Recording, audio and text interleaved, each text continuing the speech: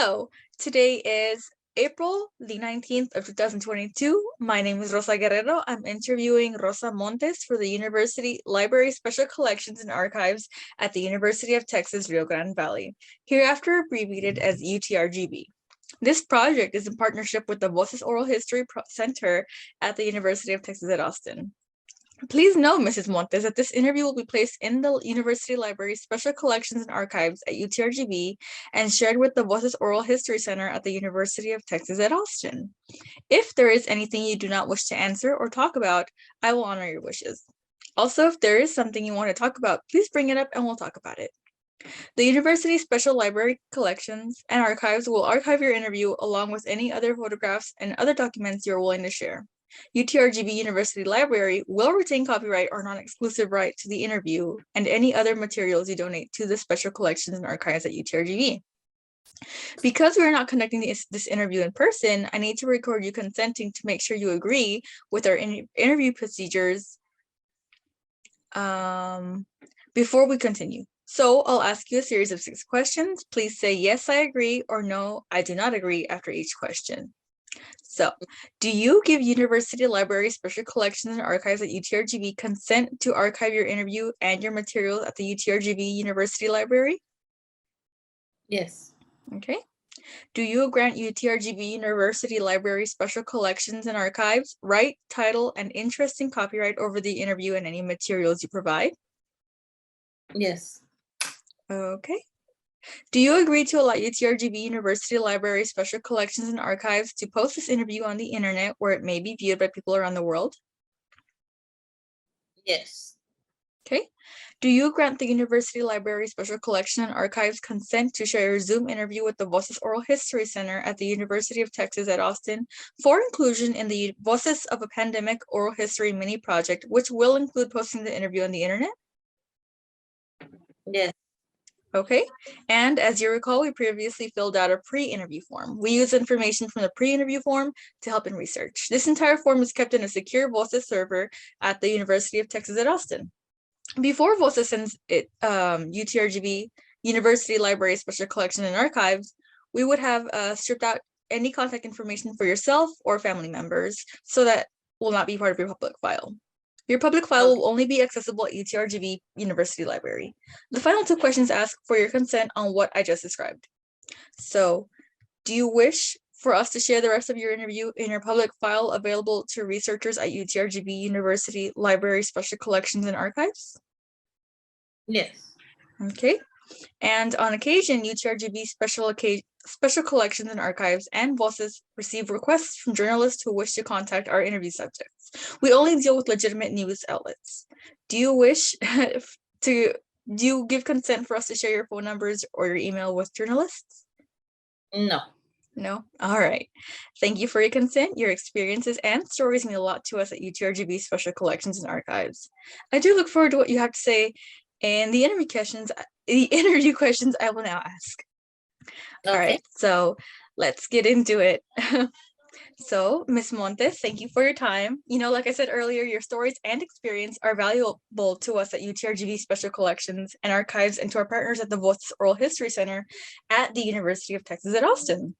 Because of your experience as a local business owner in your town, working to protect your staff and family, and because of your role as a mother to 3 children at various stages of their lives, and because of your experience with COVID-19, I know you do have a wide array of stories and moments to share and how all of this has impacted, several aspects of your life. So before we talk about COVID-19 stories, can you please share with us a bit about yourself, who you are, and how you wish to be known? Who are you, Ms. Rosa Montes? I am a 50-year-old woman. I immigrated from Mexico here to the United States. Too many years ago. I graduated from high school. I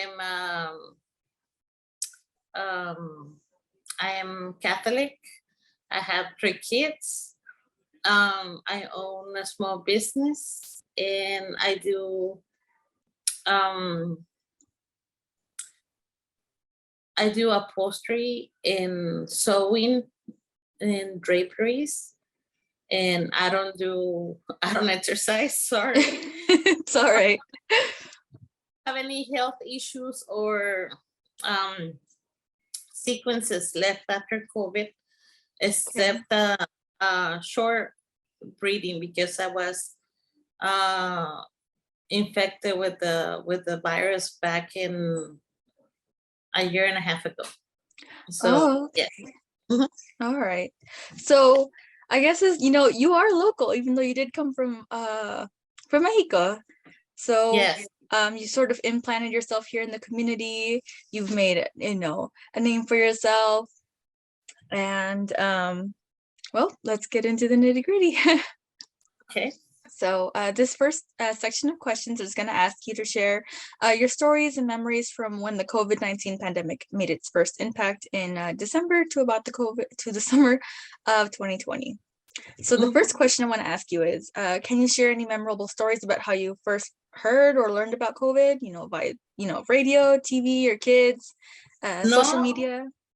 actually, I heard about it because we were getting ready for a retreat from church, Oh, and one okay. of the was in the team um, mentioned before we went on the retreat from February. What was it? The end of February till March 1st. It was 3 days on a weekend. But I know it was February 29th that we were in the retreat, and the last day was March 1st, which was on a Sunday when we came out. But on Saturday, the Saturday before that, which is the 29th, we were talking about at the retreat, just normal stuff, nothing related to the retreat itself. And she said, I know the government is doing this virus. And I'm like, that's the first time I heard it. I'm like, what virus? What government? And she goes, haven't you heard? We're all gonna die. And I'm like, oh, I got no idea what you're talking about. And I didn't have an idea. And so she was the only one, I guess, that is on top of the news because I mean, a lot of other ladies didn't even know what the heck she was saying. So, okay, well, whatever, so we continue our day. But then in the afternoon, she was on the phone with somebody. And she said, see, remember I told you this is going to go down. And she was like, she's like, how can I call her? She's not a homie or a home girl, but she's very like rough, like she Okay. takes it very personal. So Oh, okay. I'm like, okay, hopefully everything is gonna be okay in her family. I was thinking that something related. I don't know, you hear too many stories, but I didn't pay attention to that. So when we came back to close the group, the retreat, it was fine. We were not wearing masks or nothing. I mean, we had no idea what was going on out there in the world. And so everything went okay. Family came over to pick up their relatives and everything. And that was on a Sunday. And like I said, it was March 1st. By March 19th, everything was shutting down.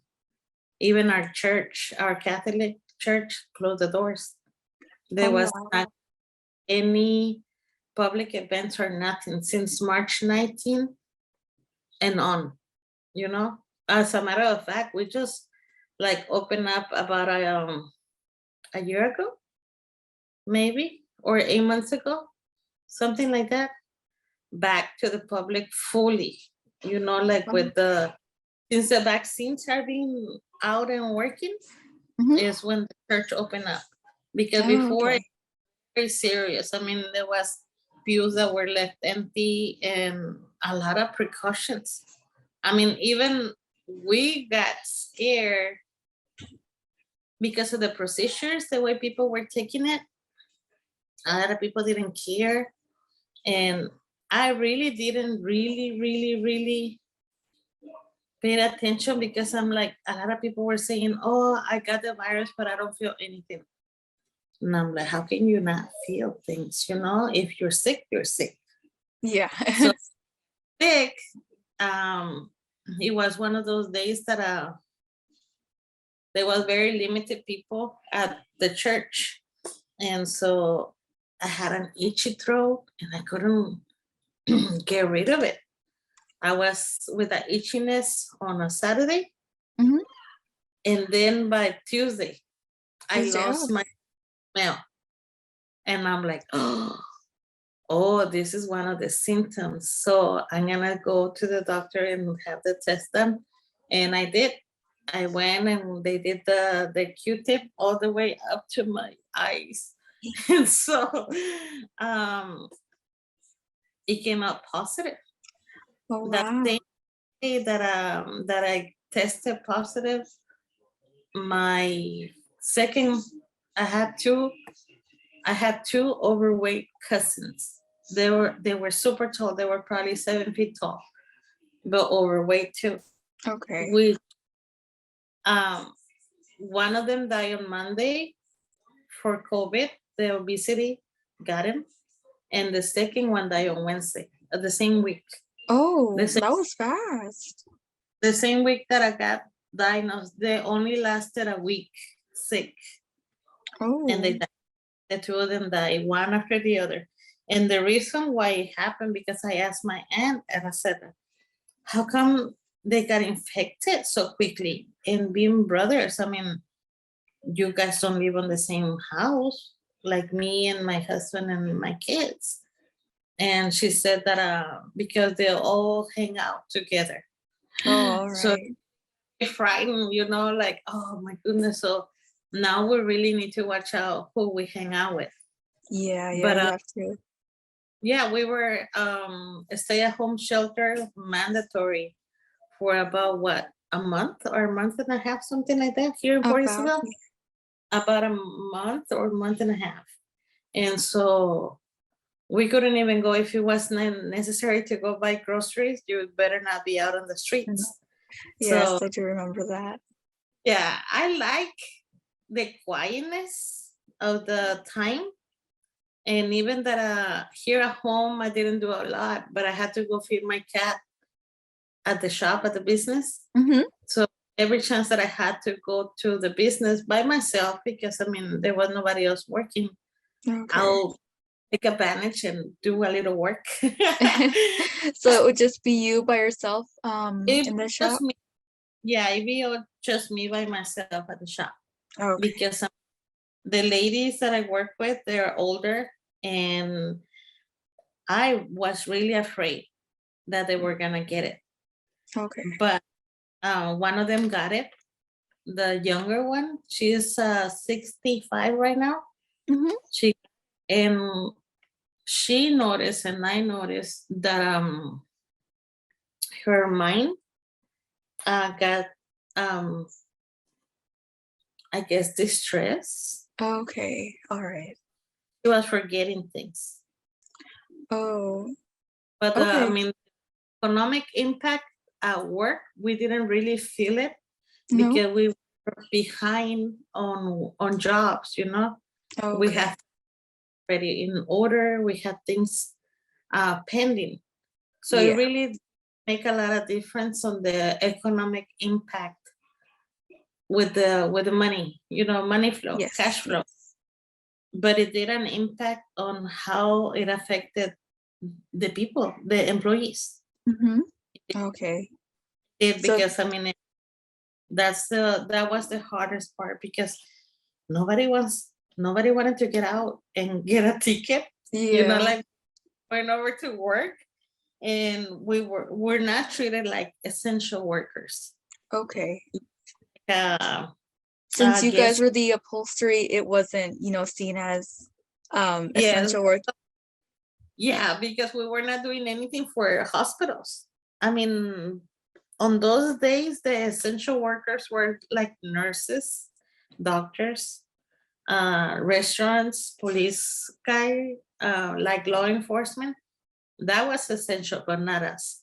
No. So Mm. kind of, That's how you okay. could tell that it was a little bit more serious.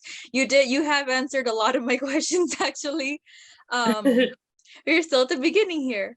Um, but because of these the quarantine, Mhm. not being labeled as an essential business, do you remember what it was like for you during the stay-at-home orders? Do you have any stories from this time that you can tell? Well, Any other stories from what you've already told me? when I had to stay put, when I got sick, the the symptom that really got me, it was like short breath. I couldn't, Oh, and then anxiety. And I thought yes, that that I too. I'm like anxiety. Phew, that's for people that don't have anything to do. Like my grandma used to say, "Oh, because I feel like I will be like, hi, grandma, abuela, I'm sad, I'm depressed," and she's like, "Oh, you're depressed. Get a broom and start sweeping the patio, or Yeah, that's what they would tell. That's what I'd be told too. clean up the house, or do this or do that." And I'm like, I was depressed during those days, and at nighttime I lost 12 pounds in the 2 weeks that I was sick. Oh But just wow. because I couldn't eat, even that my husband was trying to give me, the food that I wanted. He Hmm. was giving me everything that I asked him. Like one day I couldn't get out of my room because Oh I had dear. my two youngest kids were not infected, but my oldest one got infected by me. So Yes, I remember that. and I was in my room, and the two kids were in the living room and kitchen. So when my daughter will come to use my restroom, she'll have to come with the Lysol spray, Oh, spray, to make, disinfect. yeah, Yes. make a streak of Lysol all the way to my bathroom. But I mean, once the first 4 days passed, I couldn't stay indoors. So every time if I go out, I'll go out through the garage door to the backyard. And that was the only way that I can breathe outside. I don't know Oh, why okay. he was telling me that I was gonna suffocate It was in that my anxiety of being in yes, indoors. Was it that? it was that. But because after that, when the virus got out of my body, um, I felt it a little bit afterwards, like for a couple of weeks only. So I was Okay. really with the symptoms and everything for about uh 2 months. Oh, for So about 2 months. Is that how long it lasted for both that's of how you or just you? I felt any symptoms. Even Okay. the emptiness and the I had to gasp air to feel better. And sometimes I'd be driving because um I had to go back to work because I was going crazy. But I Yeah. mean, and so we were cleaning really good, disinfecting at the business, and we put the city gave us some signs to put on the doors because a lot of people, a lot of older people didn't want to wear a mask. They No, no, did they didn't. mask, and they felt like entitled to walk anywhere without a mask, and they didn't give you the space. And I was afraid to get it again because they said, "Oh, you can catch it again if it is Oh, a yes. because it's mutating." And I'm like, "Oh God, I hope they come up with a vaccine soon," because I mean that was very scary that we didn't have the vaccines, and they were trying to do it, and everybody was like in a time crush on that. So it was pretty scary. But for the at work, that was we were afraid of somebody walking in, those people that didn't want to wear a mask will bring it in. I mean, a lot of people are super healthy, they're 70 and they're like, oh, stronger than us. Yeah, they don't treat it like nothing and they think they can just walk around. Um, Yes. it was really weird, and I didn't want to offend them to tell them to that they have to have it. But I mean, it got to the point that I had to go over and lock the front door, Oh, it and got that bad? so they can knock. And if I saw them with their mask, I'll tell them, I'll point at the sign, and I'll tell them to put a mask on, and they will All go, right. and they will leave. I'm like, okay, whatever. So was funny for a couple of weeks, but after that, when I saw that only like I guess I realized that only people that were touched by the virus were serious about it. Mm-hmm. No, because Yep. the people didn't have any relatives or anybody getting sick, or they have a stronger immune systems, they didn't care.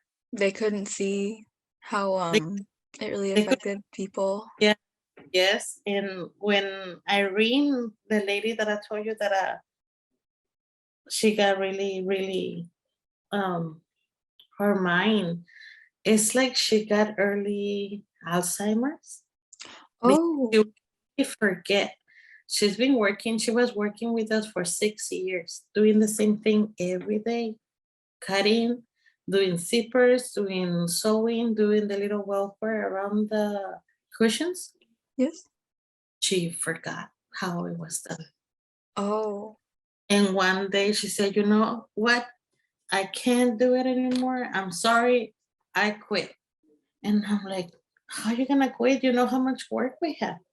And she's like, "I'm sorry, but you're having a lot of trouble with me because I can't remember." And so she left.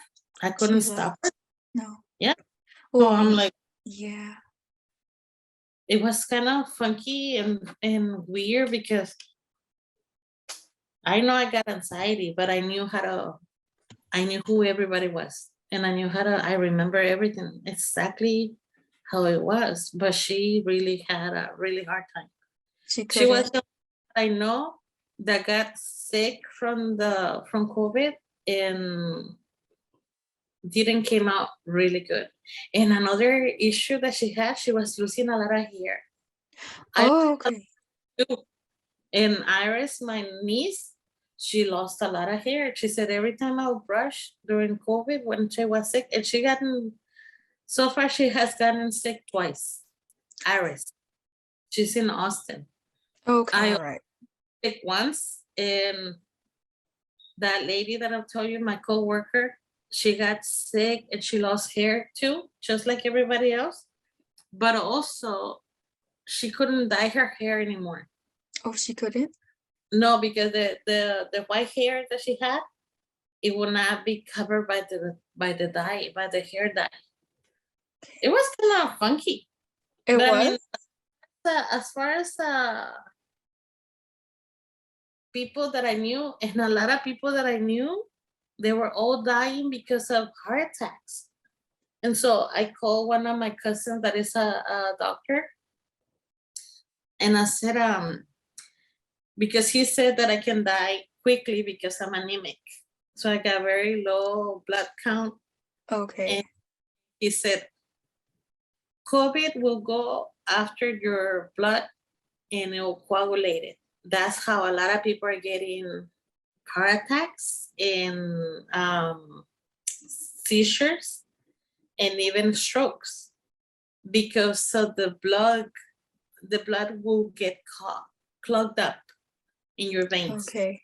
I mean, you can drop dead any minute if you had COVID and you didn't know and you were not taking. So after that, I got in a not in a. Sometimes I went and got the little aspirin, Yes? the low dose, and I Mm-hmm. was taking one every other day because I was scared that I was gonna die because I didn't have the my blood flood, Oh, you know. okay.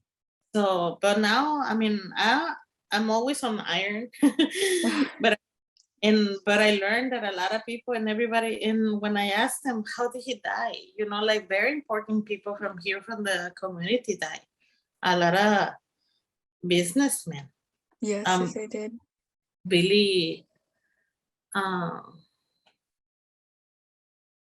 Billy Cohen died, David Golderman died, and they die of heart attacks, you know? So Yeah. it's like, that is very stressful Yes, because yes. they didn't know they were sick with the virus.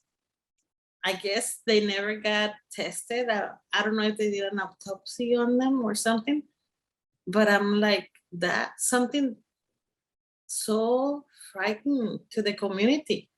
Because I mean, I know we have kids and they were getting anxious to stay at home. And that year on the computer, it was horrible for them.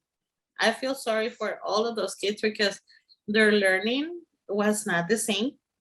It's not the same to be talking to a computer or giving a class through a computer instead of hands-on training.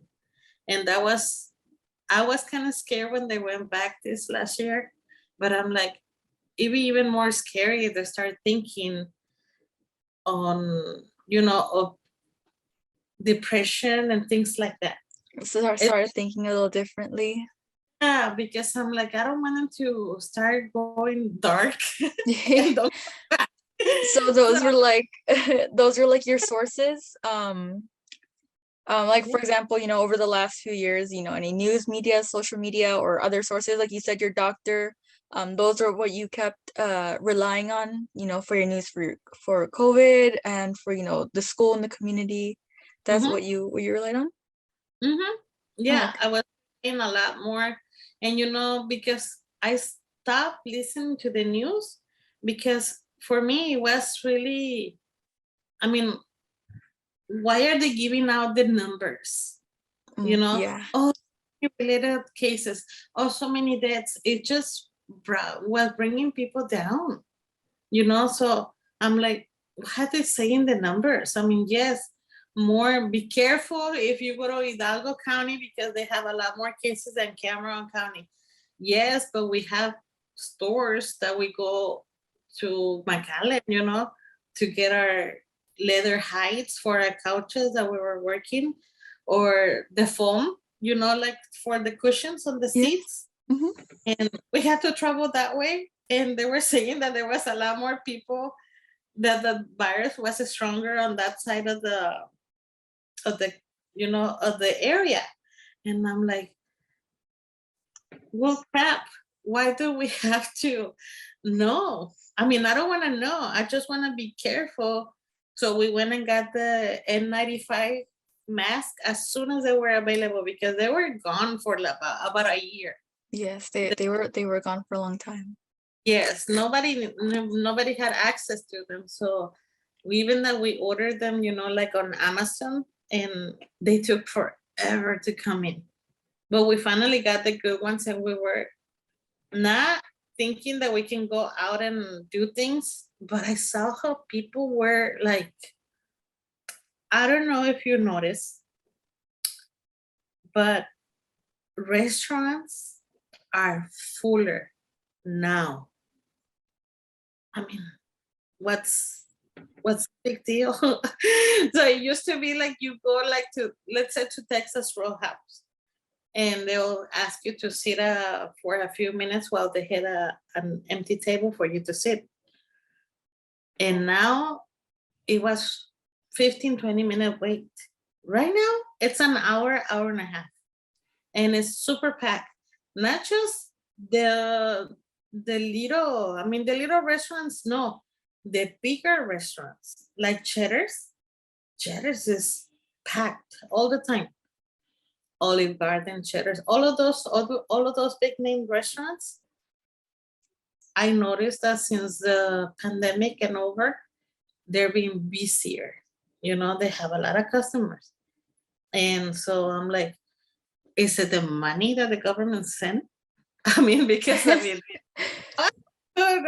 good chunk of change that they did, those incentives, it was it was good money. I mean, and for people not to spend them, because I mean that must be a good savings. If people knows how to take care of their finances, they probably still got some money of that left in their account. Yes, Now yes. Not me. I spent it all. I got three. I was trying to, I don't know, keep them busy on their heads. So I ordered things online. They came in UPS or in the mail. So, but it was very stressful for everybody. Not money wise, because money was still like at the business. Um, just for being delivered, we were getting paid, and taxes were getting paid. Everything was good. But I mean, it was very stressful for the community, because we went through this when we're supposed to know on these days that electronics, everything is,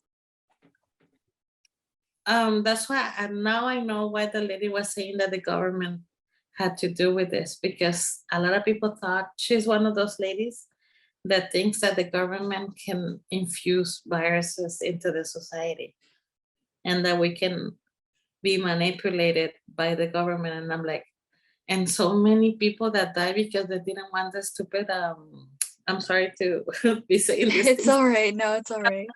People are not okay sometimes because they were getting a microchip on the vaccine. I'm like, really? I do remember that. The biggest microchip that the government has is your phone. I mean, just put in a name and the Yeah, you're right. These things are pretty big. But of social media, I mean, government doesn't need to put a microchip on you. I mean, that's what I think. They know everything about you. They know where you live, how much you make, all of that stuff. And I'm like, how can these people think that? I mean, who created those? What is it called? The theories. Yes, the theories. Who did it? I mean, why? So Donald Trump said something really funny but true. He said, let the stronger, what is it? Like the stronger immune system survive. Something like that. But he said it with other words that were like, oh, really? Well, yeah, he's right. I mean, if you don't have a strong system, you're pretty much right. so you know how how this whole COVID-19 how it was an infectious disease, how it has impacted society, and how it has clearly affected social media or community. Do you feel your family has the same beliefs as you about COVID-19, especially now considering how you and your oldest got sick? How so? Like, I think they pretty much, when they saw me and my daughter sick, I think they got it, because they got it in their mind. yeah, they got it in their mind that it was for real. And uh I never had an argument with them about oh, you had to put in the shot. No, they were waiting for the vaccines to be available. Oh, okay. Even So you went ahead and got those oh, right away. Right away. I mean, I was trying and trying, when the vaccines started being available for the community, not just for the 65 and older, because I'm like, well, the 65 and older, yeah, we need to take care of them because they're the ones that are dying like sooner because they have health issues.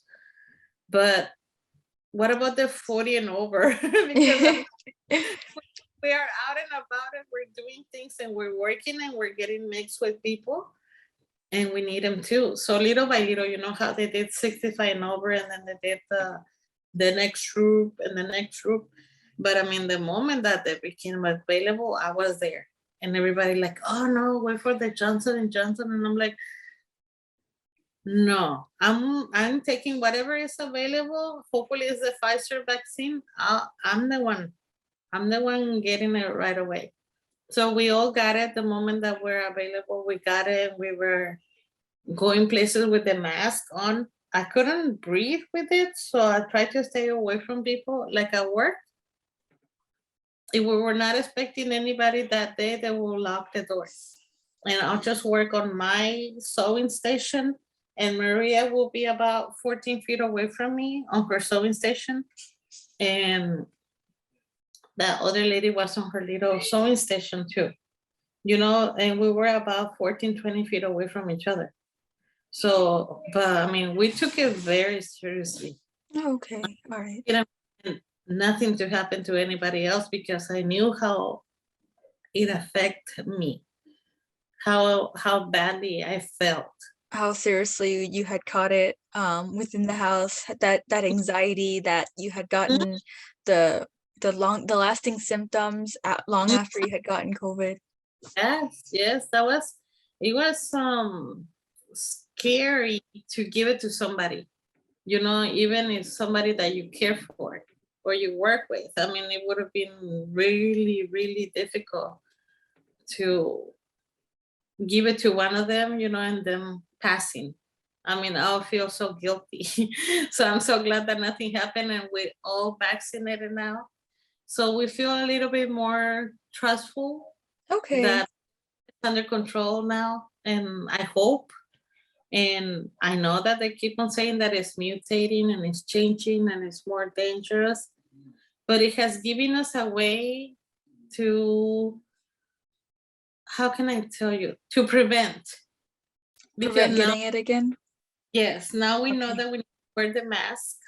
If we're out in public, we need to sanitize. I mean, we usually leave the shoes outside in the garage. We don't come in with the shoes, and we have 2 bottles of Lysol at the door. So, like, out to make a payment or to Lowe's to buy something, we come in and we spray ourselves Oh, because that's I'm good. wearing our masks still out in public. Even the people look at you like, oh, what are they doing? What? Yeah. I don't care. And I said, I don't care. You never know. I mean, Yeah. somebody might say it and they don't know either. So, but yeah, So little by little, everything little is by coming. little. Yeah. Okay. So it was just, a nice, secure thing for y'all to get, your vaccines and your boosters. This next part, actually, it would have asked you to share any stories about the vaccine. So you're way ahead. Any stories? And, yes, you got that vaccine. Was it easy, to schedule, your time, your weight, or was it a little bit difficult? For me, it was just, it wasn't easy because everything was booked and they were not available right away. I mean, I didn't get one right away when they were available because All I mean, right. me, uh, people that I know, any friends at the pharmacy, at the Walmart pharmacy, for them to give me heads up, hey, I got your name on the list or nothing. And then when I went in there, they said, oh yeah, they're gonna be available starting Monday, but you Oh, have to okay.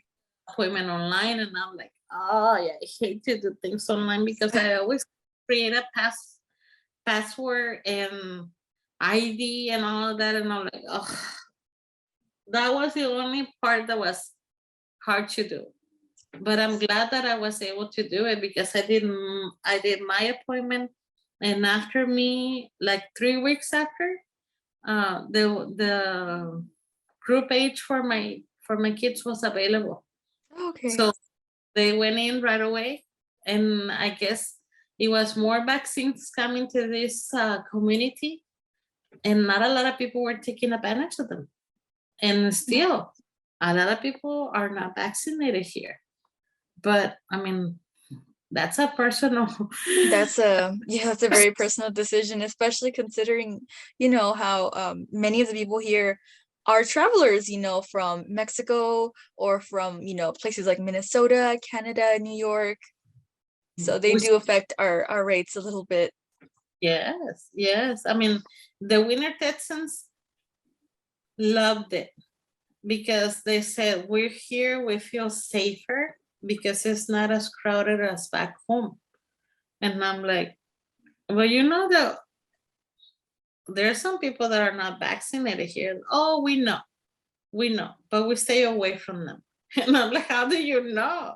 And they're But we know our people, we know our friends, our groups, and that's really good to know because they knew like who can they trust to have been vaccinated, and that was really smart from them. They knew how to gather safely because they come over here and a lot of them stayed. I remember that a lot of them, usually by the end of February or March, they start to, like enjoy their last months here because by April 1st, they're starting packing up and going back home. They're only here for like November, December, January, February, March. They're only here like for 5 months. Yes. And last year, they stay longer, which was okay for the, the For local the economy. economy. Yeah, I mean, they were going out to restaurants, even that the seating capacity was little, and because they had to cut it down to 50%. But I think everybody made good money. I feel sorry for the, like the little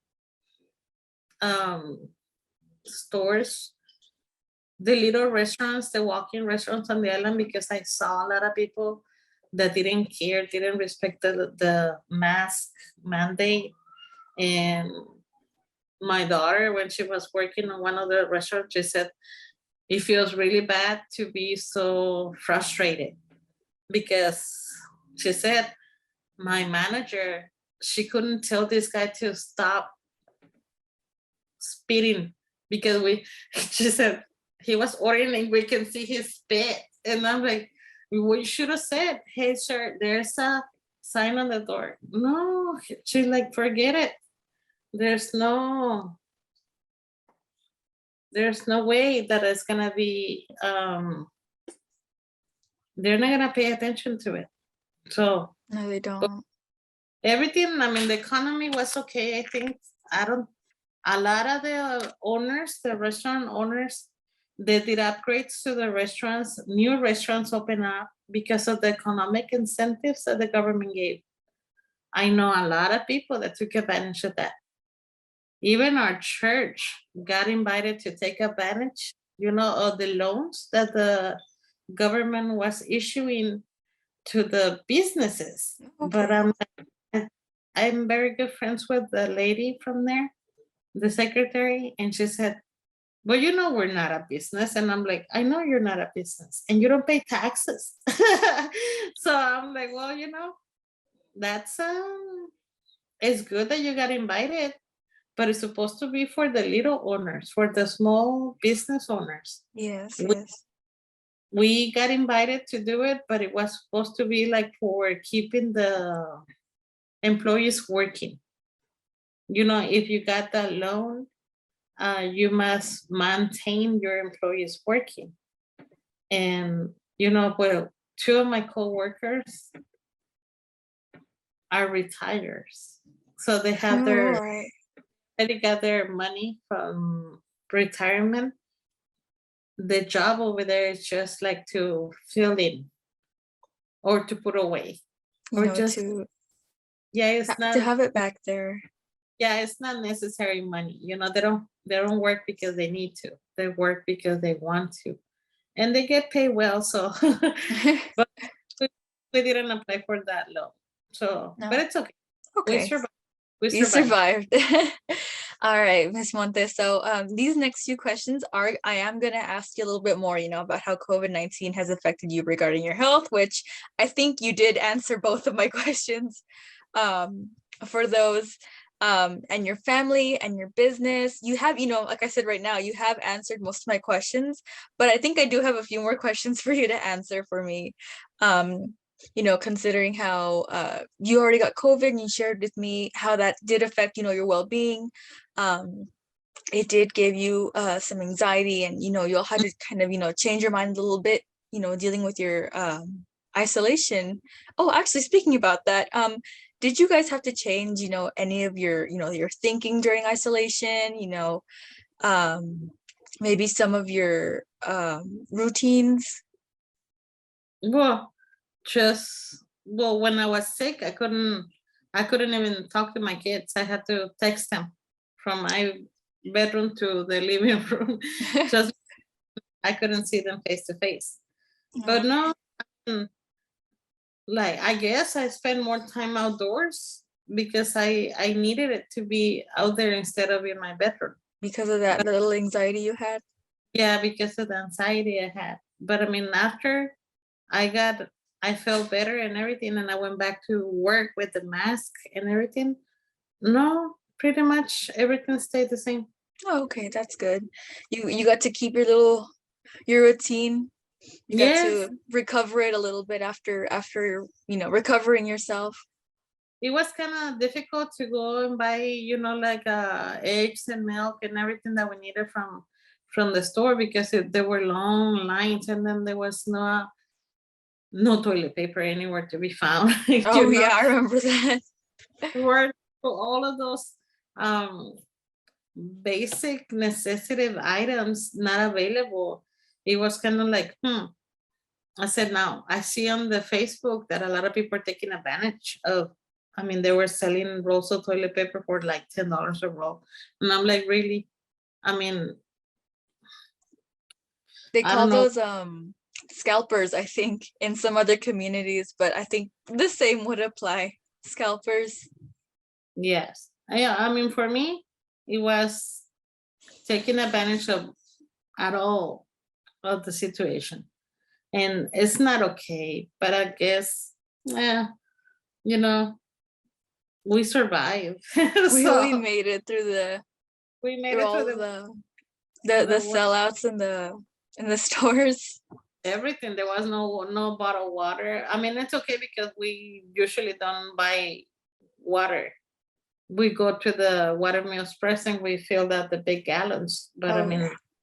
for the money that was out there with incentives, the small business loans, all of that, there was a lot of money out and about, Oh but yeah.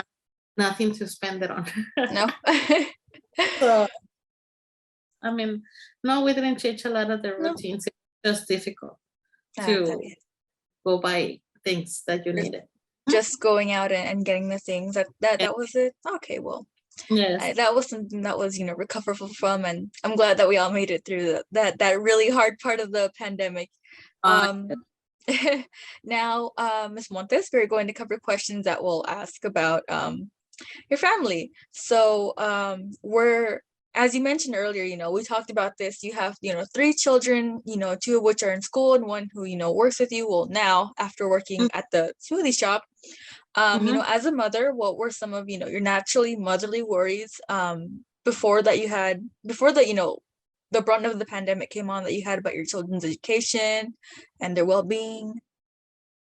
Well, just that when we learned about the virus and everything was shutting down, the school closed too. Like it was like March, April, and it was kind of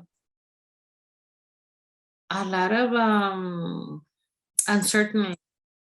You didn't know what was gonna happen, and but then they said that everything was gonna be through Zoom and online learning and all that, and I'm like, okay, for me it's fine because I mean I don't have to get up and get them ready, take them to school and do all of that. But for them, I saw them like being bored. Natalie, my little one, but now she's a freshman now.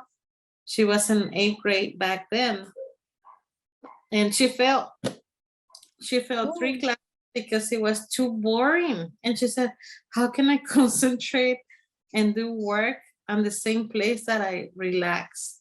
Because I mean, she was sleeping most of the day because she was bored.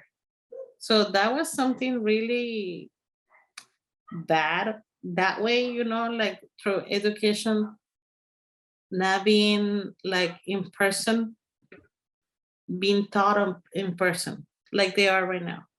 So even that a lot of kids were paying attention on their Zoom classes and everything, a lot of them were not. no. And Okay.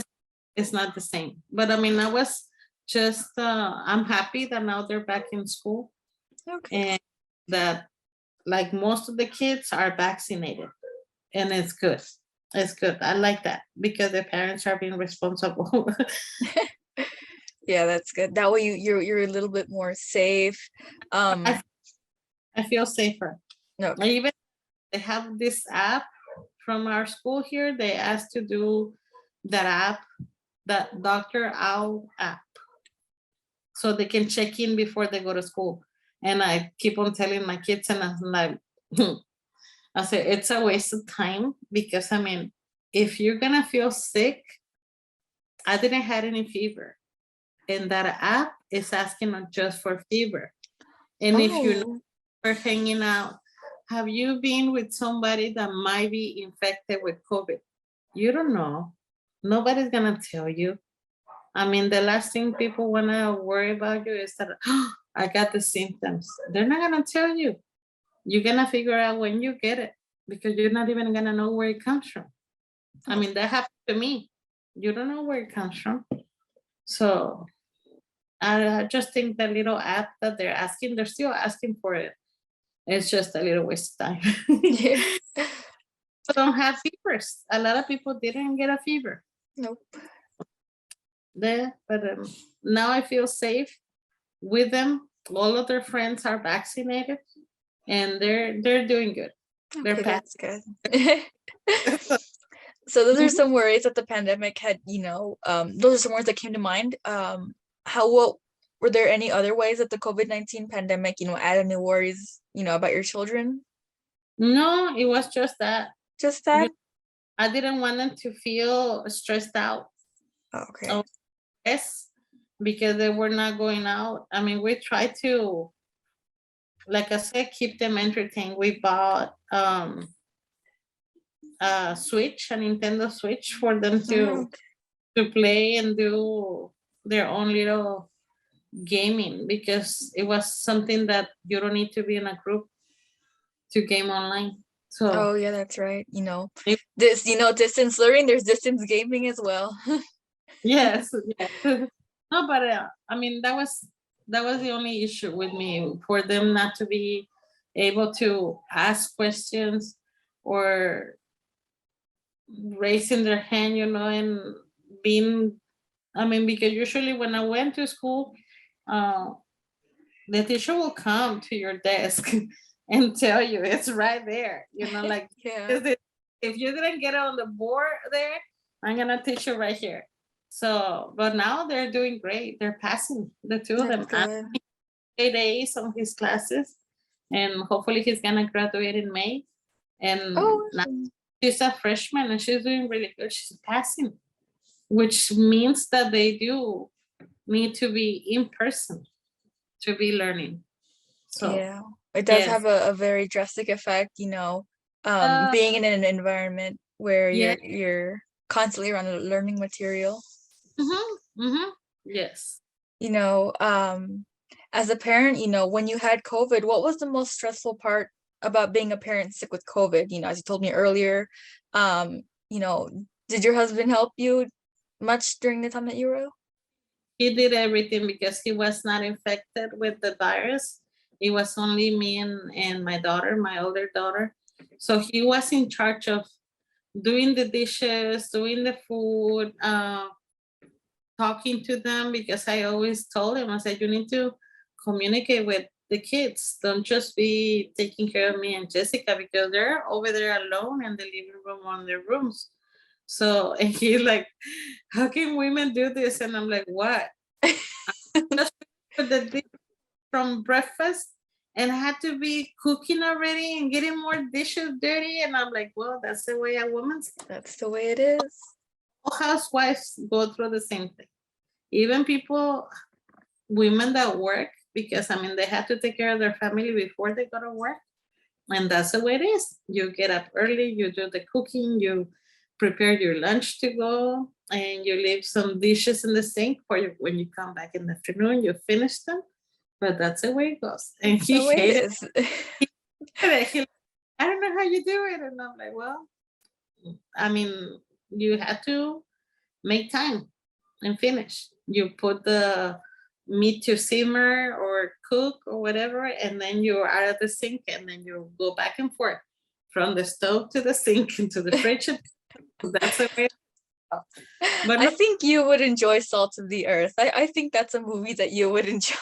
but I mean, it's he helped a lot. Yeah, That's good. we didn't have anybody else helping. I mean, it was just him. He took care of the kids and me, and just That's good. That's good. He got a little taste of it, but at the same time, you guys got to make a little bit more of a connection between each other, learning what each other y'all do. he And appreciated more, I think, the family. The, join, I mean, together. And the kids, I mean, we go everywhere together. So I'm like, if anybody's gonna be sick, it's gonna give us the sickness to all of us. But no, that's what I tell them, I said, wear your mask properly. Like they went to the movies twice already since they opened up the theaters and everything again. They've been only to the movies twice. Well, Jessica's been more. She has gone more times to the movies than the little ones. But I mean, I told her, do not take off your mask. And she's like, no, we don't even eat in the movie theater anymore. And I'm like, okay, good. So that's good. doing good. Speaking of your eldest, Jessica, how we talked about how they're working at, a tropical smoothie at the beginning of the pandemic, was it stressful knowing that, she was interacting with so many people? Did you have any concerns you wanted to share, especially during times, like school breaks, holidays, whenever we had a massive influx of people like spring break or Semana Santa, especially during the beginning parts of the pandemic? I was really worried about the virus, how it was spreading. That's why I stopped listening to the news. Like I told you before, Oh, okay, yeah. On the reports, they were saying that the virus they was caught up Uh-oh. in Your it camera's was off again. yes, it was caught here because Zapata Island was a hot spot for COVID. And I'm like, okay. And my daughter works there, so what am I gonna do about it? So she was wearing double mask. She was wearing the cloth, the surgical mask under another one. And she said that they were staying away, but some of the customers over there were really mean, and they didn't wear masks, and they were very bossy. And I'm like, yes, I know. That's the way people are. So you have to deal with it. Mom, but I don't want to deal with it. Too bad. That's your job. So you have to smile under the mask and serve. I mean, you're there to serve. But she hated it. She hated it. And I was okay when I saw her, not getting sick there.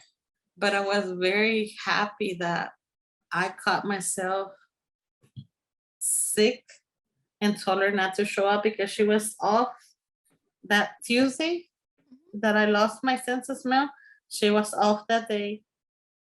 And then she was off Wednesday and Thursday. She was supposed to go back to work on Friday. And that's when I told her, I said, you don't go back to work. Okay. You got a manager and tell her that your mom was with you in the car and she's sick with COVID. So that's what she did. Okay. That's good that y'all had caught it early and made sure not to spread it to Yeah. anybody else. And especially there at work because she was working with food. And I'm like, that's and right now that's one of the things that I will appreciate the industry to do, the food handlers to keep on wearing their mask. Yep. Even though the government said, oh, it's okay, take it off. And I'm like, it gives you a sense of safe when you see that your cook is wearing a mask.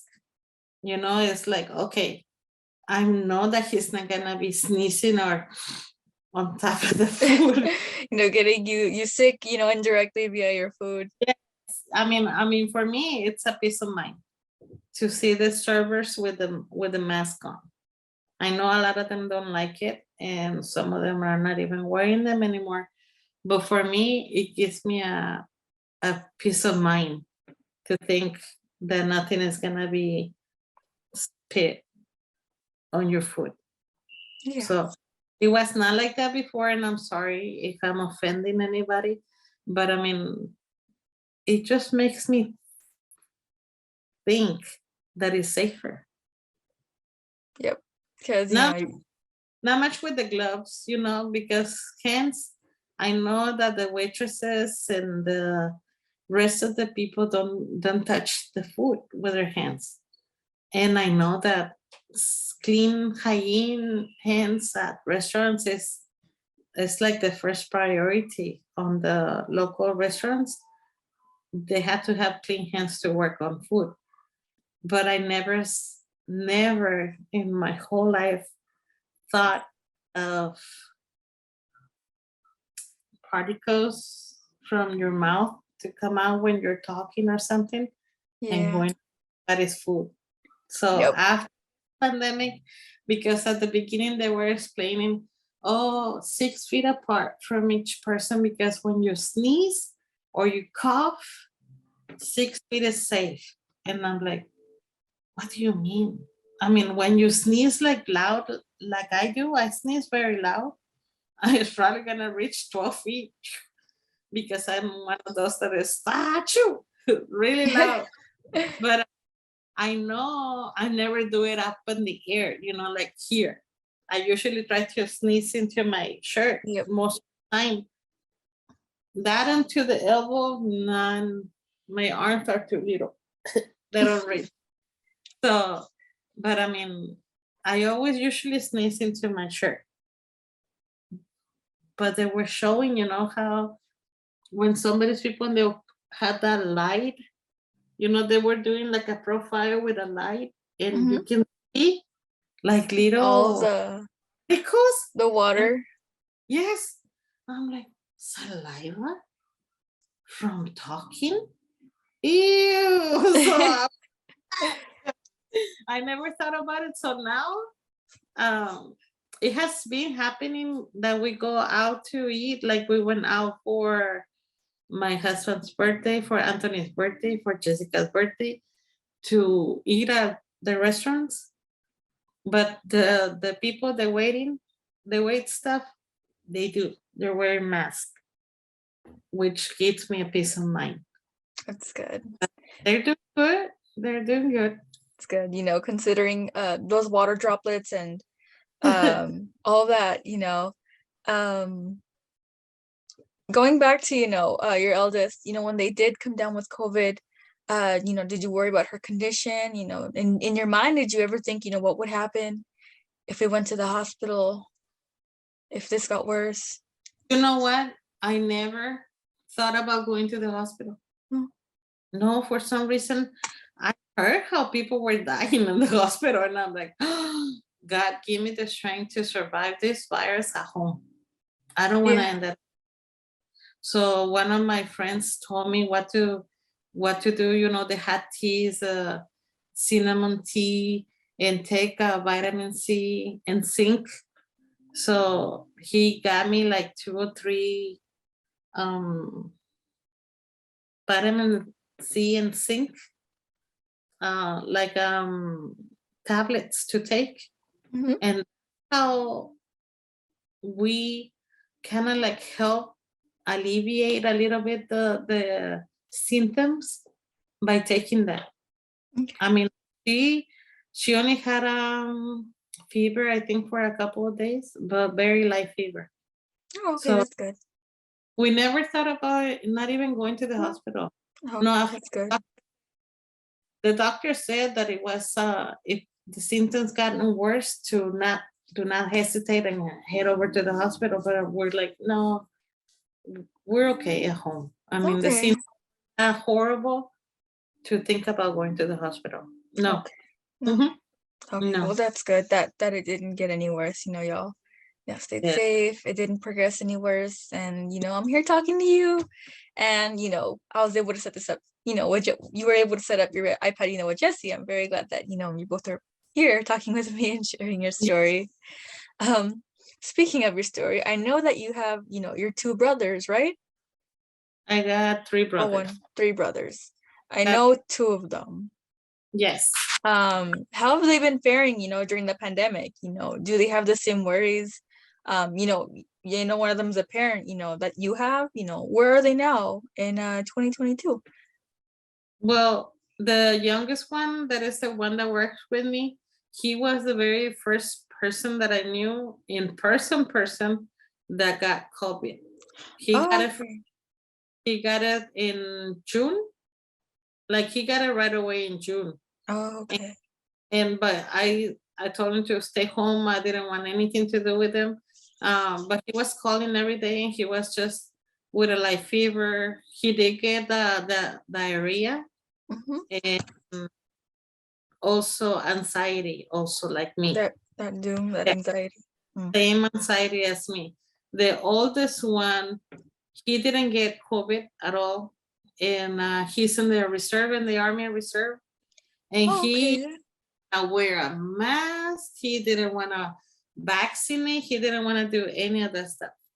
No, he is a stubborn because he said that I can survive COVID. My immune system is strong enough. But I said, well, we'll see, because being a soldier, they're gonna ask you to get the shot. So when he was asked about 4 months ago to get his shot, otherwise he will not be able to go on an assignment. He was looking and looking because his base, job base is in Houston, in Pasadena, because Okay. he's a truck driver, but he needed to show up to the reserve, to the Army Reserve to do, yeah, he will only one shot. Okay. So he did that and he got it, and that was the only way that he was able to join for the assignment with Okay. his group. And now he's in Canada, Oh, wow. in Alaska, doing a training. Okay. Yeah, that's what he does. Sometimes he goes in those trainings away from the base because he's stationed in Brownsville. His unit is in Brownsville. Oh, okay.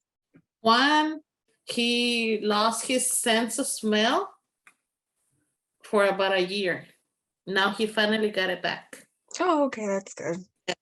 But Gabriel never, he didn't get COVID, but he got only the Johnson and They're Johnson. Johnson and Johnson. One got the two vaccines and the booster, Okay. just in everybody here. Except Okay. Natalie hasn't been. She's 15, so the 15 year olds didn't get the booster. No. Oh, okay. Not yet, but not yet. Not yet. There's a yet in there. Hopefully, I'll allow it. That way, I can take her and Okay. take care of that. Mhm. That's good. Now, Ms. Montes, we are going to discuss how this pandemic has affected, the business here in town. So, Ms. Montes, you've already told me a lot about your business, what you've done, to keep your workers safe, to keep your family safe, because, it is, a family business with, a couple of your workers here and there. But can you tell me about your small business? How long you run it, um, what your upholstery job does, and how business was like before COVID? It's pretty much stayed the same since always, because it's a small business. It's only we rent a building here on Garcia Street that is like 30 by 80 square feet. Okay. So, but in there we do the upholstery, the canvas, the repairs. Um, I have an overhead door in the back, so when it's super windy outside and the boats don't have a tower for the to go into a 10-foot overhead door, we put them in the back room to pattern. But it's we've been a corporation since 2004. It's 4 employees. That's it. So, but we do, it's pretty steady. It's always been really, we're the only business in town that does this kind of work. Oh, okay. Why we are busy all the time, from upholstery to canvas covers. And before COVID and after COVID, it's always been the same amount of work. Yeah, it didn't affect us. We didn't have to close the door because of no customers. I mean, the only way that affected us, I think, it was when we had to stay at home shelter.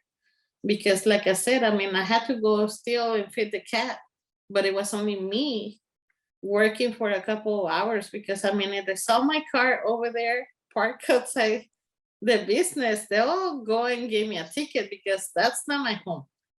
But I mean, Okay. I was Yeah. myself. I was by myself. I was not putting at risk anybody else. And I think it was for about a month that this was happening. So it slowed me down a little bit more than what I was already. We still, right now, we're finishing orders from last October. Oh, wow. So it did. We are that far behind. Oh, And okay. lost one employee, it has made things harder on Maria and me and Al and Juan. So Okay. yes. Mhm, mhm. Okay, and you did answer my next question, if y'all had to close, and you did, but other than, falling behind, did you have any, were there any worries you had, such as like, income, any budgeting, how to care for your family? No? No, no, the money was never an issue. And like I said, that we did never got that loan from the government. We didn't need it because I No? mean it's self-sustained. So Okay. mhm. Right. You did answer, my next question, if you did apply for a PPP loan, if yes, how was this process? It was confusing. If no, why did not? But you'd already answered that several times, actually.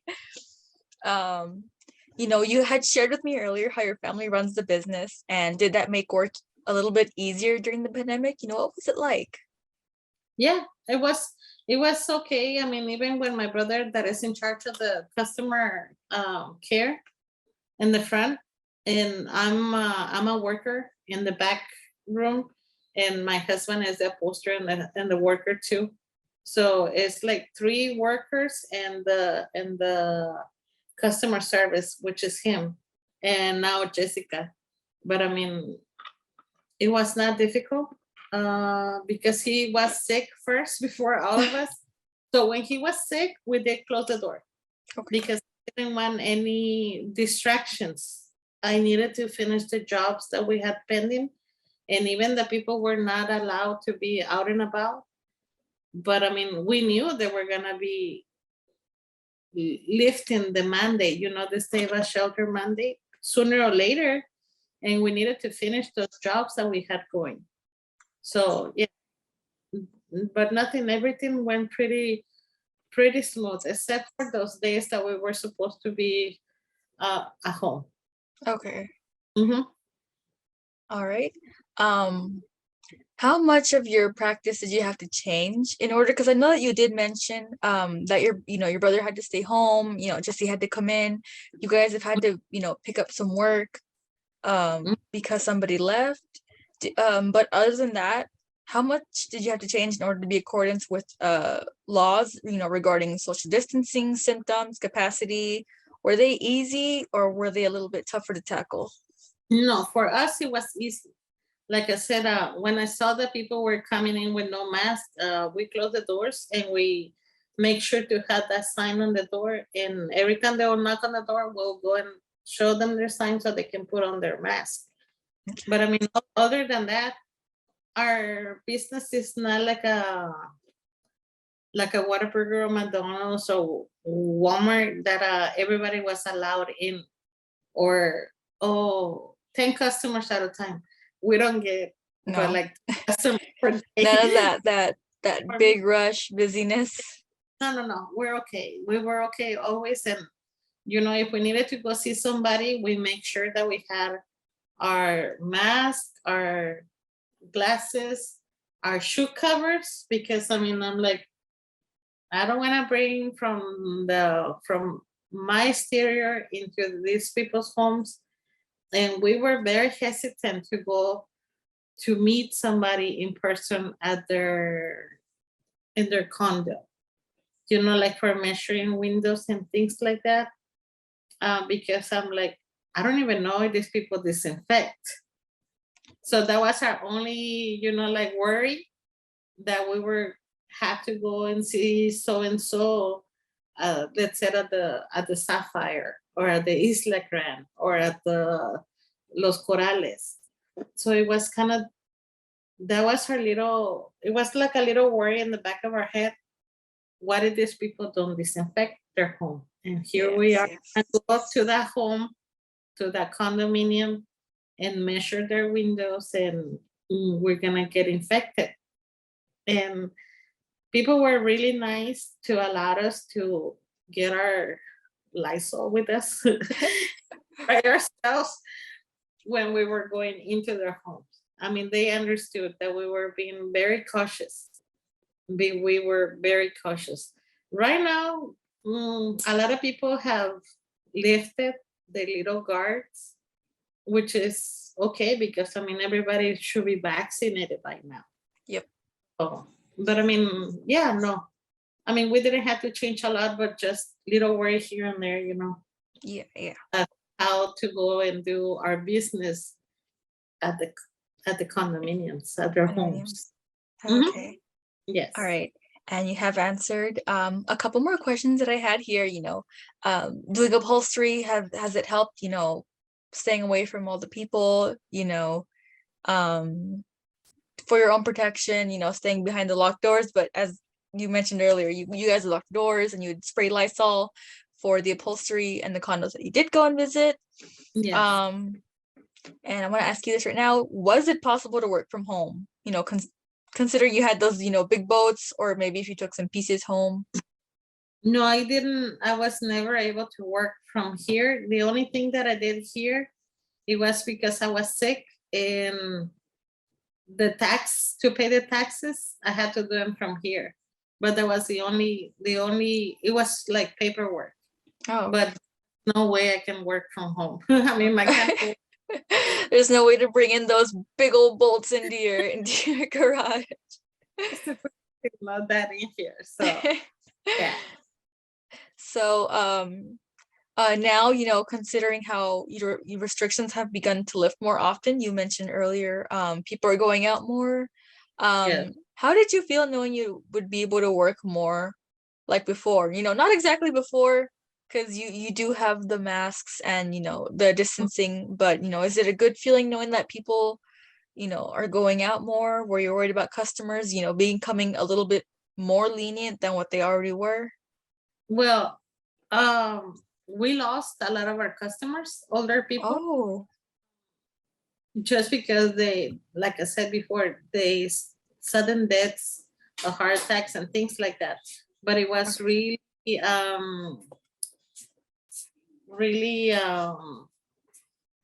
tricky to learn that those people were sick, and we didn't know.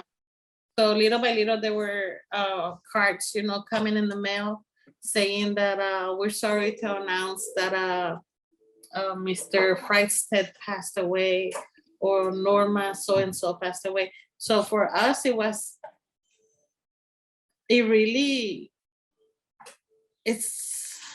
how can I say it?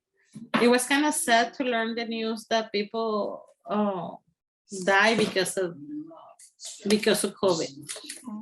So that was the only hard thing for us to learn. Oh, okay. All right, just knowing people that you knew and how they're gone. It is really, little hard times that you don't think about, but when you think back, you're like, oh man, it is that was a really tough time for all of us. Yes. And because we knew them since years. And some of the people didn't know that they had a health issue. And that's why they died. So Okay. it was difficult. The little Everything is coming around. People, the survivors, the widows, they're widowers, they're okay. They're doing. okay. That's good knowing that, um they've been able to make it through this, and that you know that their families are They're, doing all right. I think now they're more conscious of taking care of themselves. Okay. And I think it has happened to all of us that went through that. So, mhm. That's good though. At least, you can carry on their stories. Yes, yes. Now, we are finishing up here. Um, and this last section does, ask to share any stories you have about this pandemic and the response by any local, state, and national elected officials. You can, respond, or, feel free to pass any of these questions. I know that this is, that was very hard for you to share, because, you've known these people for a long time, and you can never really forget them, you know. Um, so, considering everything that's happened, to our community, in our lives these past 3 years, it has been, a lot. Do you feel any, satisfaction with the local response, in Cameron County these last 2 years, 3 years? I think they did okay, keeping people separated, and things like that. And like I said, I don't know why a lot of the schools lifted the mandates, the mask mandates and things like, because it's not over yet. I know that somebody said when it was novelty, we were like a little scared, but we were taking care of ourselves better than now. Now I guess we are we're trusting that everything is gonna be okay because of the vaccines that we are having given to the community. And I guess now, because we know now that there's medication that will help with the symptoms, so we are we're less worried and more open to be out and about. But I mean, like I said before, for me, it's not over yet. I mean, and it keeps on changing, and we hear that what's the new it changing to Omicron, and then it's changing to Oh, another. the waves. The waves that is coming in, and it's changing and it's becoming more faster and dangerous and blah blah. For me, we still need to keep our guard up, because we know that the money is gonna be there, because business are blooming. There's a lot of people that did their businesses because of this government incentives, and the government did, our government here in the United States did a lot for the people, because I know a lot of people from Mexico that are our customers here because they own condos on the island. And the government, like in Venezuela, Argentina, Honduras, and Mexico, all of those places, the government didn't give them any incentives. On the contrary, they shut down their doors. One of my friends was here for a celebration that we had, and from Mexico, and she has a small little boutique. Oh, okay. So, and I asked her how she was doing on her business, and she's like, "This pandemic has killed my business, because there's no, in Mexico they really shut my doors down." Oh, And okay. the people with the small businesses in Mexico didn't get any money to live on like we did here.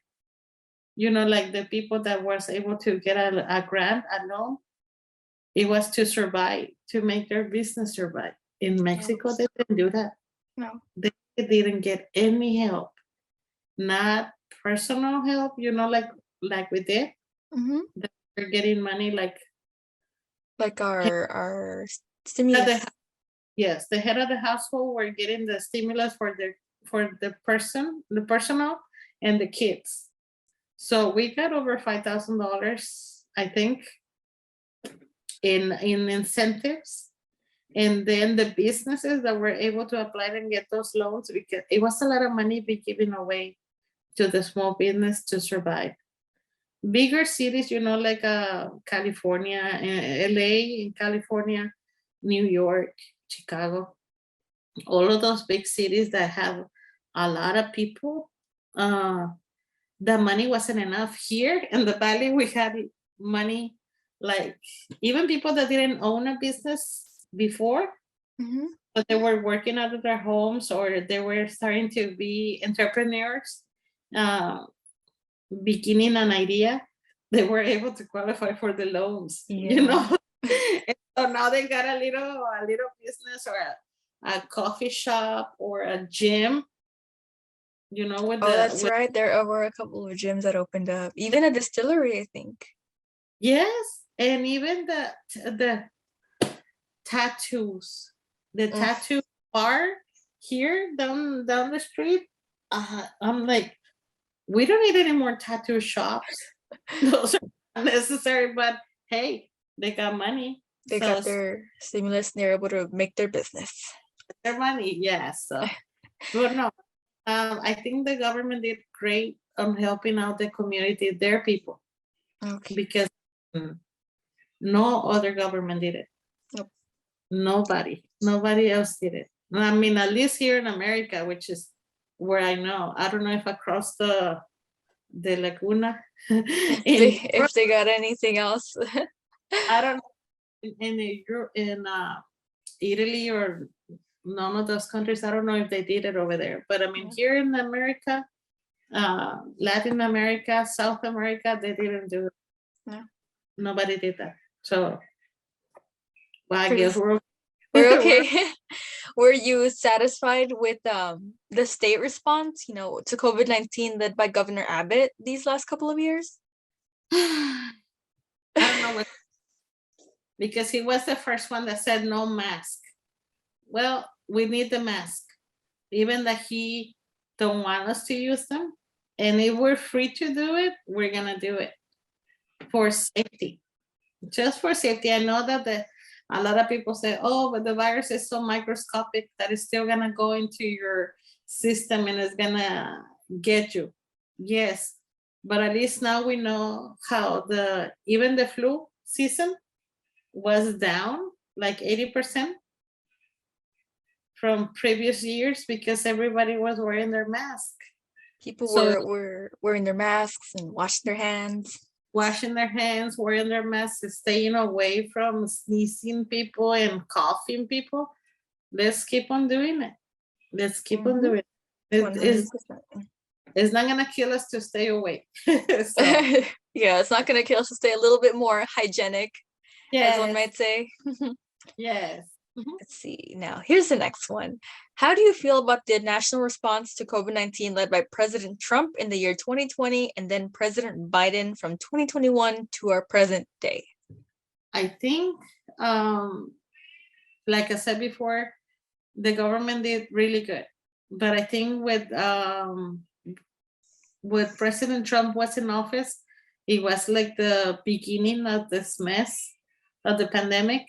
And even that he didn't address it on timely manner, because I think he was just like me and everybody else. He didn't believe it. Yep. Just like everybody, I mean, like me. I couldn't believe it. I didn't even know what people were talking about. But once he learned that it was happening, I guess he took action right away and started doing. I don't know if it was because he was running for re-election, but he was the one that started the incentives. He was the one that got together, and he was the one that sent the first checks out to the families and everything. And I think Biden has had a more difficult time when he came into the presidency Mhm. with this pandemic going on. I mean, Oh, it yeah. was Yeah. it was chaos, and it's still chaos to this day. Yep. And he's been in office now, what, 2 years almost? Yep. I think almost about 2 years. Yeah. So I'm like, for him, I feel sorry for him because into a nightmare. I mean, He and got this whole mess kind of dumped onto him. he kind of got the whole troubles on his shoulders, and he's trying to fix things to get the economy back on and everything. It's gonna take a while. I think it's gonna be up to the next president when this is gonna level out. Because I mean, yes, money was out of the, let's say, the government pushed the economy with those incentives, with the money, but the money had to come from somewhere. Now we need to recoup it. Yep. How? Because a lot of people, I know a lot of people that did the surgeries that didn't have money to do the surgery before, but because they got money from the government, they did it. So they did the eye surgery, the knee surgery, the arm surgery, and I'm like, why you didn't just leave the money in the bank just in case that the government wants it back? Oh, no. They said that they were not gonna ask for it back.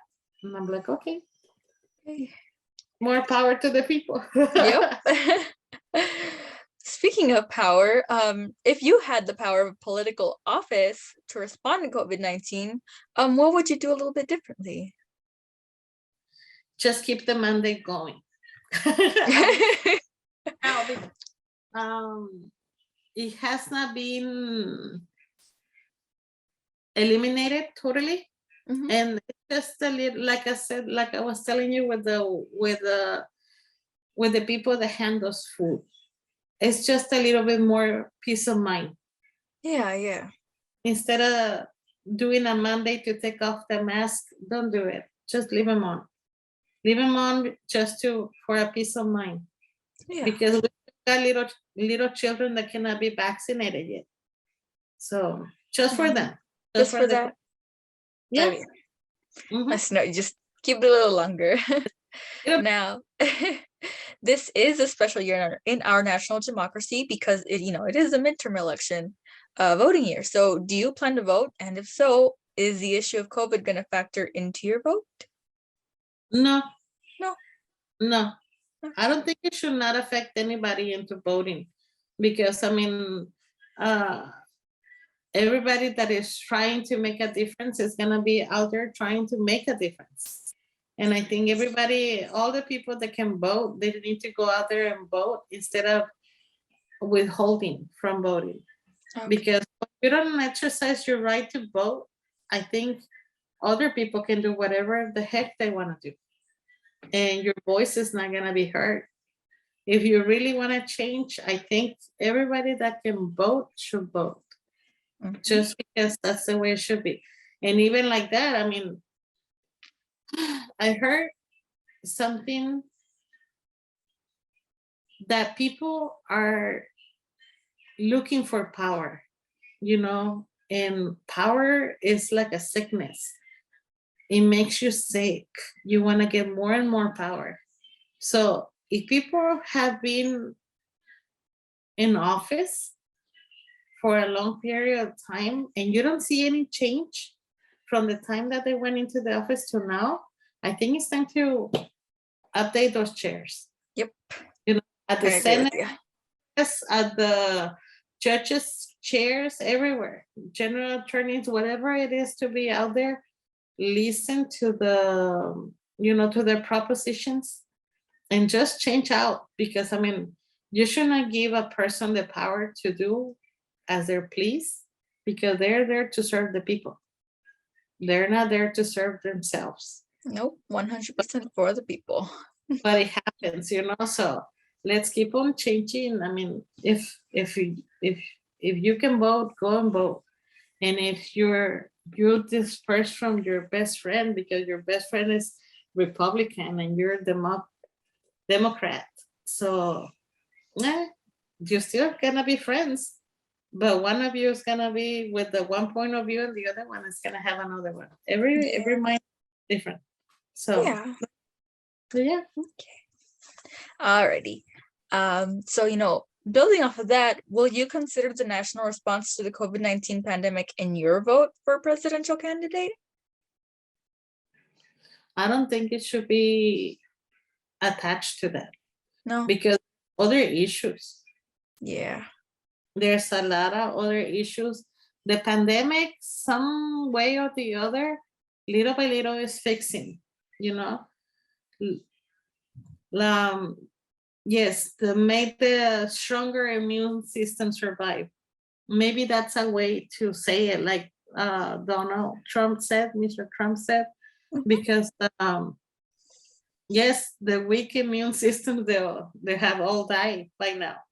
So unfortunately, that should not, there's a lot of other issues to take care of.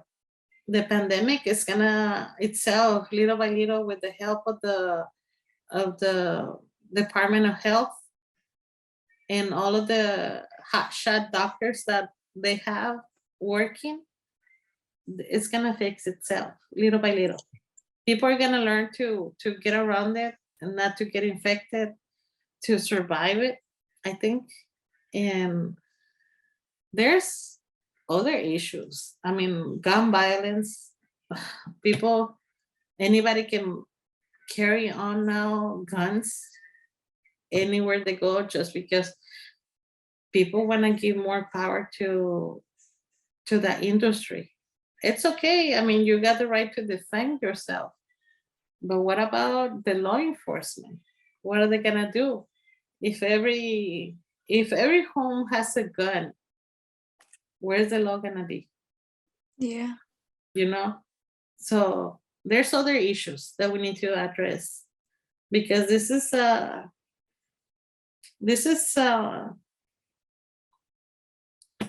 good country, but it's not the greatest. Other countries are going at it, working on science and economy, and I would hate to see that my kids immigrate to another country just because they like it more than here.